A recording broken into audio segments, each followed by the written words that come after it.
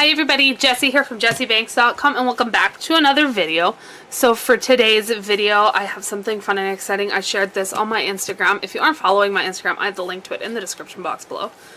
But I've been seeing these, and I'm sure you guys have too, all over YouTube, Facebook, Instagram. They're just all over the place. I have played with them a little bit once here. So these are the Superior watercolors. This is the 42 color pan, which are numbered 1 through 43, and there is no 41. I'm not sure why. But we are going to swatch these guys out. They come with a water brush. I've used it. I don't like it. I don't like most water brushes. I honestly don't remember the last time I actually used a water brush to paint an entire thing.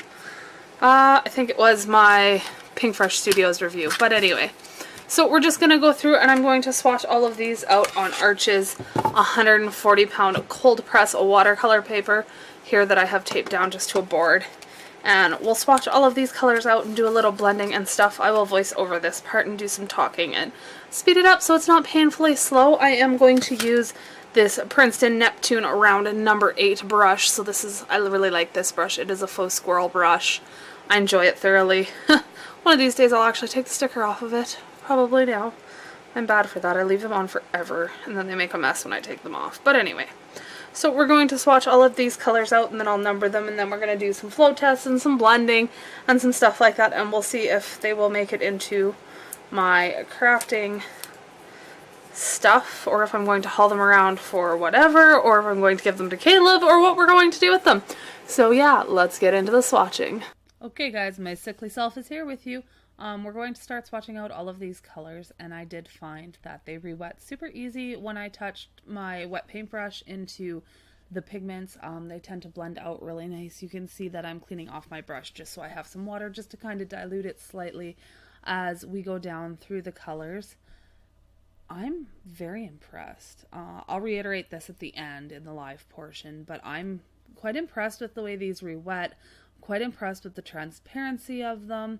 I'm quite impressed with the color range. I do, like I'll state later as well, I do find out that some of the colors really aren't needed. A few of them are very, very similar, where I don't feel like it is something that you necessarily need to have the biggest version like these 42 colors. The black itself is pretty sad. It's kind of gray and not black, but I don't use a lot of black watercolor. I tend to mix those real dark shades myself, unless I'm using a granulating black like lunar black. But other than that, I do tend to mix those darker colors all by myself and do that on my own. So the white isn't, again, another color that I'll probably never use when I go for pastel tones. I tend to like drop in a hint of brown and really wash them out so that they get really, really light and pastel-y.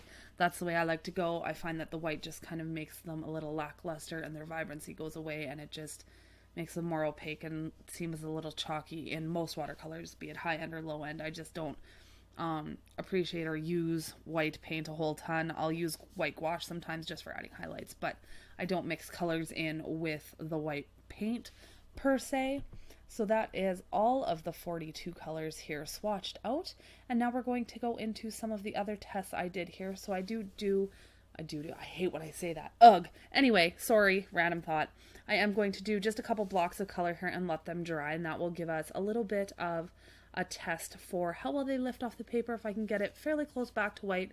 I did choose a couple colors that probably should stay in the paper. Reds and blues are harder to lift, I usually find. So now we're just doing some mixing, and I'm just taking the two colors from either end and seeing how well they blend together in the middle. I am labeling them all here on the paper so you guys can see which two colors I mixed together in order to receive that middle tone. You don't see the true effect until they completely dry, and I will be back with that at the end of the video of all of these swatches dried out. One more here just to see what kind of a purple I could find. I really like that one. I think it turned out really pretty.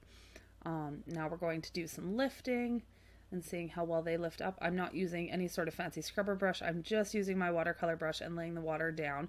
The pink lifted up fairly well. That blue stained quite drastically. Now we're going to do some dispersion tests and seeing how well they flow across the paper. This is 100% cotton paper. I did say that at the start. It is Arch's paper. So we're going to put those in and see how well they blend out. And that's it for our little test here, guys. Now that everything is dry, what's my verdict? I'm actually very impressed with the way these watercolors operate. The range of colors is pretty massive. I mean, some of them are really, really close, like C23 and 25 are very, very similar. 34 and 35, this whole section could probably go to one color. There's lots of that kind of stuff in here, but I paid like $20 for these shipped to my house. I live in Canada, in case you guys didn't know, so I mean, all in all, they're great for they'd be great for card making, they'd be great for your sketches on the books. These two colors didn't lift particularly well. I am using, this is Arch's 140 pound cold press watercolor paper, so I am using a very high quality paper here to test these. They seem to flow together and blend really nice. Their dispersion is good, it's not extreme. When I touch them into wet water and watch them explode. So they're very, very good. I've used them on a card over on my blog. I can't remember which one it is. It was in the background. Anyway, I will put a picture of it here for you guys to see. So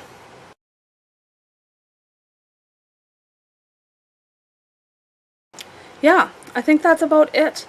So I hope you guys enjoyed this. I think it's a really great set. I definitely can't say that I'll be reaching for it all the time. These pans are definitely not refillable, being as they are so thin. But I think it's a super fun and it's a super neat little idea. And if you don't have a ton of watercolors in your stash, I think they're definitely worth picking up. They're great for backgrounds and things of that nature. I'm sure you can paint fantastic images and critters with them. I'm, all in all, very impressed. Their light fast ability, I have no idea. I could put them in the window and check. I guess I should do that. And I can post a comment in a couple months if you guys remind me of what happened to them and how bad they faded out. But other than that, I hope you guys enjoyed the video, and I will see you very soon in the next one. Bye for now.